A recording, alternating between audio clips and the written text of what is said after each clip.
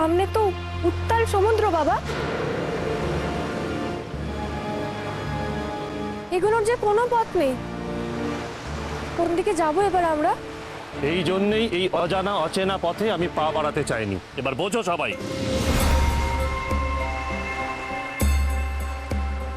এই অচেনা পথে আমরা কোথায় যাব, কি করব, তুমি বলে দাও সর্দার। এইভাবে সবার ভাগ্য নিয়ে তুমি ছিনিমিনি খেলতে পারো না। অমন করে কেন বলছো?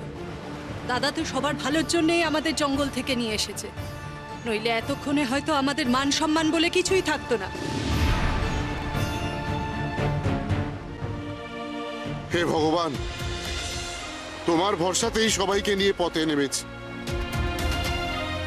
এবার তুমিই পথ দেখাও প্রভু, বলে দাও, বলে দাও এখন আমরা কি করব।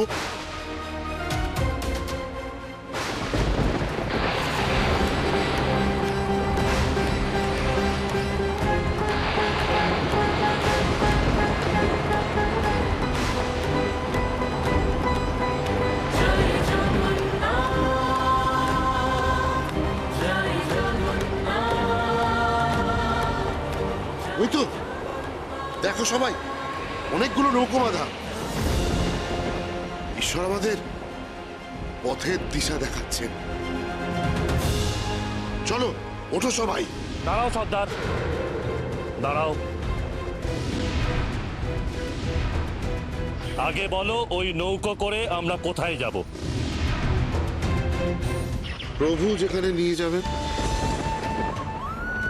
ওরে, এটুকু বুঝতে পারছিস না, এই নৌকো তারই পাঠানো, না হলে এই নির্জন জায়গায় কে এভাবে নৌকো বেঁধে যাবে? সর্দার, আমরা ব্যাচ, আমরা জঙ্গল পথ চিনি, জেনে নই যে সমুদ্র পথ চিনব। তাছাড়া দেখছো না আকাশে কেমন দুর্যোগ ঘনিয়ে আসছে। এখন যদি ওই নৌকাগুলো মাঝ সমুদ্রে কোনো বিপদে পড়ে, সমস্ত শবর একসঙ্গে মারা পড়ব। তাকিয়ে দেখো, তার পর্যন্ত নেই। তাতে কি হয়েছে? হাল তো আছে, নৌকাও আছে, বোঝাই যাচ্ছে স্বয়ং ঈশ্বর আমাদের জন্য নৌকা পাঠিয়েছেন।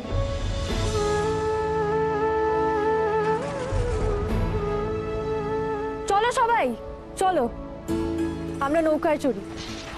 বাঁচি মরি যা হওয়ার হবে, কিন্তু একসাথে। তবে আমার মন বলছে ঈশ্বর আমাদের ঠিক নিরাপদ স্থানে পৌঁছে দেবেন। মনে আর কোনো দ্বিধা রেখো না। সবাই চলো আমার সঙ্গে।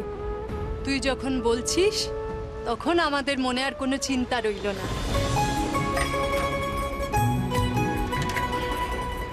তুই যে শবরদের মনের বল, ভরসা।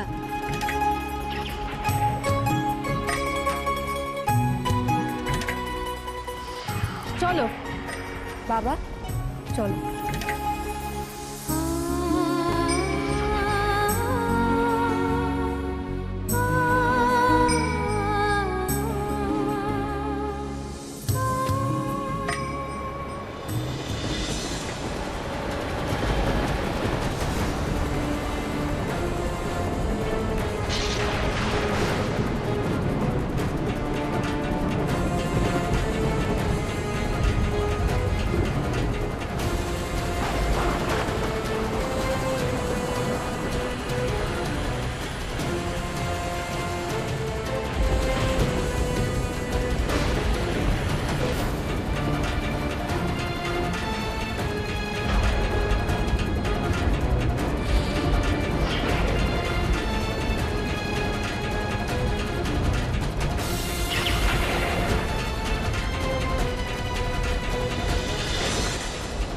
কিছুই তো দেখা যাচ্ছে না বাবা, আমরা পথ ভুল করলাম না তো?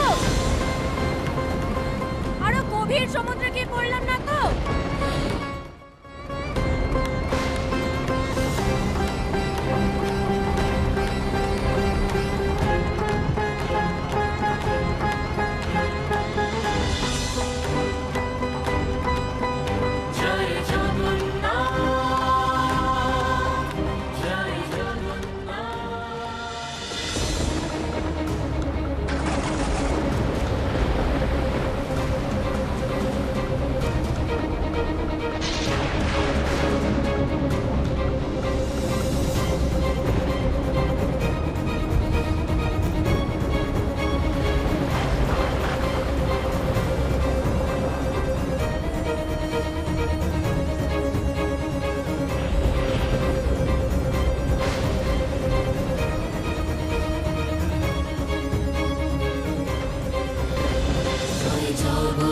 জগন্নাথ জয় জগন্নাথ জয় জগন্নাথ জয় জগন্নাথ জয় প্রভু জগন্নাথ দারুণীরঞ্জন কৃপা কর দীন জনে হে পাপ হর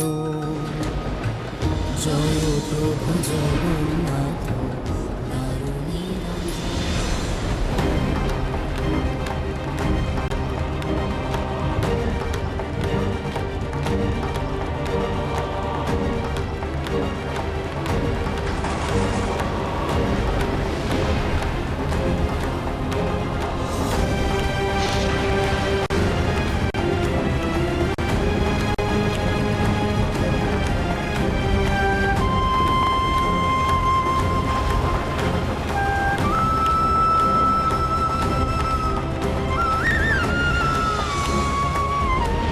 এত বড় মাছ তাও কেমন জলের উপর দিয়ে ভেসে যাচ্ছে, এমন দৃশ্য তো আগে কখনো দেখিনি।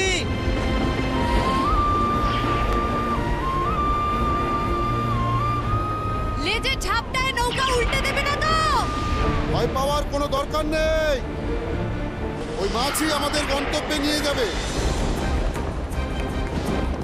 দেখছো না, আর ছাড়াই আমাদের নৌকা কিরকম তর তর করে এগিয়ে চলেছে মাছের পিছনে।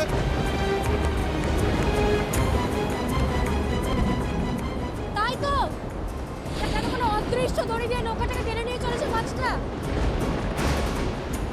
ঠিক বলেছিস মা, তুই শুধু হালটা ধরে রাখ শক্ত করে।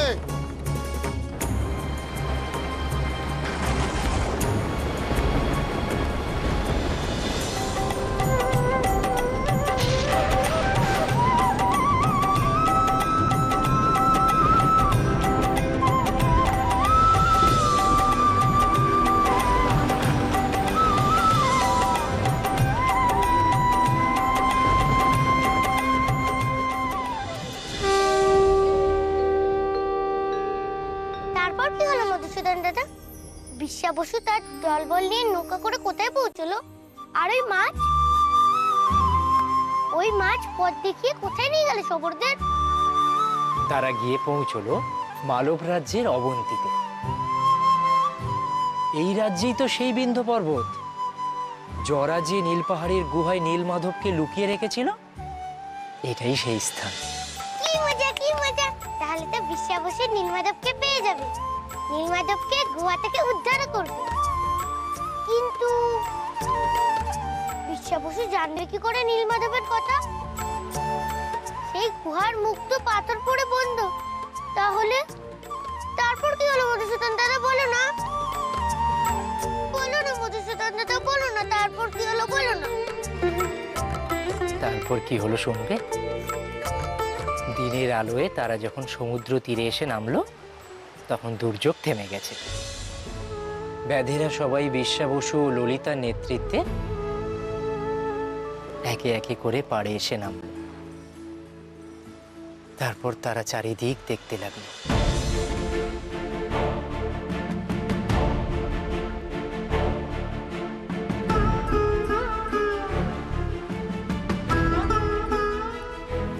দেখো বাবা, ভগবানের কি লীলা, এত ঝড় জলেও আমাদের কারোর কোনো ক্ষতি হয়নি। আমরা সবাই সুস্থ আছি। হ্যাঁ, পাড়ে তো নামলাম। এবার বলো সর্দার, কোন দিকে যাব? তোমাদের সবাইকে আমি নিরাপদ জায়গায় পৌঁছে দিয়েছি। দলপতি হিসাবে আমার দায়িত্ব শেষ। তোমরা এবার নতুন দলপতি নির্বাচন করে নাও। দায়িত্ব শেষ মানে কি বাবা? আমি নিজে প্রাণ ভয়ে পালিয়ে এসেছি, কিন্তু আমার ঈশ্বরকে আমার সঙ্গে আনতে পারিনি রে মা। মন্দিরে পড়ে আছে আমার ঈশ্বর। ওই ব্রাহ্মণরা যে তার কি দশা করেছে তাও আমার জানা নেই। তাকে ছাড়া যে আমার জীবন অন্ধকার, অর্থহীন। না না না না না, এই জীবন আমি আর রাখবো না।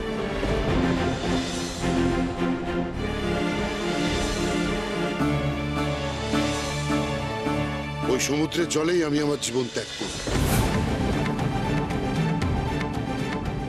না বাবা না, তুমি যে একদিন বলেছিলে আত্মহত্যা মহাপাপ, ভগবানের দেওয়া জীবন কেউ এভাবে নষ্ট করতে পারে না বাবা।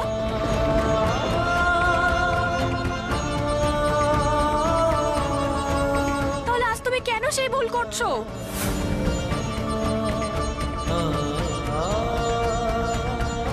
আমি যে আমার নিজের ঈশ্বরকে ত্যাগ করে এসেছি মা, এর থেকে বড় পাপ আর কি হতে পারে বলতে পারি? তুমি তো স্বেচ্ছায় ত্যাগ করোনি বাবা। বামুনেরা জোর করে মন্দিরের অধিকার নিয়েছে বাবা। তুমি কেন মিথ্যা অপরাধ বোধে ভুগছো? কিন্তু আমি তো আমার ভগবানকে চিরকালের মতন হারালাম। এবার থেকে আমি কার পুজো করব?